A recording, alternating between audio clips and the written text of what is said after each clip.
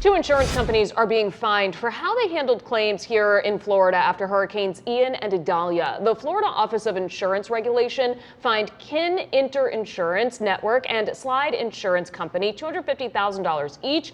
The agency found that Kin failed to provide disclosure statements for both hurricanes and failed to pay out claims within 90 days of Ian. They found Slide also failed to provide disclosure statements and used unappointed adjusters. How would you describe Florida's property insurance? Expensive. One word, expensive.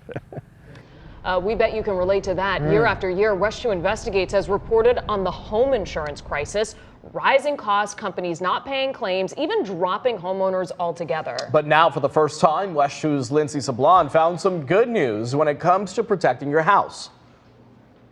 We've lived here for 32 years, and when we moved here, everything behind us was an orange grove. A lot has changed in the 3 decades since Mark Whitmire moved into the Belle Isle neighborhood of Orlando, including home insurance. The insurance went up so fast. It was, $1,200, $1,500, $1,800, $2,000, then it just blew past $3,000. Adding insult to injury, he, like many other homeowners, had zero options when it came to carriers. We couldn't find anybody that would touch our house because our old roof was over 15 years old. So we had to go with Citizens. In September of 23, a bad hailstorm destroyed his roof, and he got this one. He's since changed carriers, and now, for the first time in years, The quotes I've got right now, I've got one that's $1,000 less for the same coverage that we have now. what did you think when you saw that? Yeah, it's like, that's found money. While Mark believes his new roof helped with his savings, insurance experts say get quotes now because the market's the most competitive it's been in more than a decade.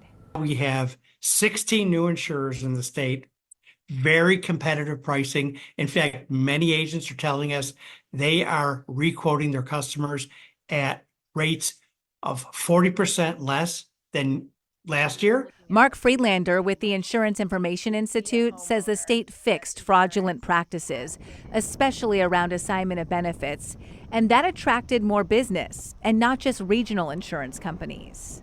6 of the top 10 national property insurers grew their market share in Florida last year. I've been in the insurance business for 42 years. I'm a 3rd-generation insurance agent. Tom Cotton knows his stuff. He, too, is seeing those rate decreases with his clients like Mark. But he says not everyone may notice a reduction in your premium, a.k.a. what you pay a year. Here's why.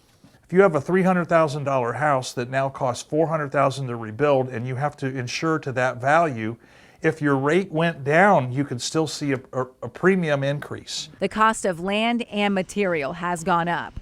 A study from the III showed a 55% spike in replacement costs from 2020 to 2022. Everything else is just up, up, up. Mark's celebrating that $1,000 cut, and he's not done. I've already got one solid quote that's, a really good deal. There may be more out there that's even a better deal. If you do plan to shop around, get a wind mitigation and 4-point inspection because agents say that will help lower your price.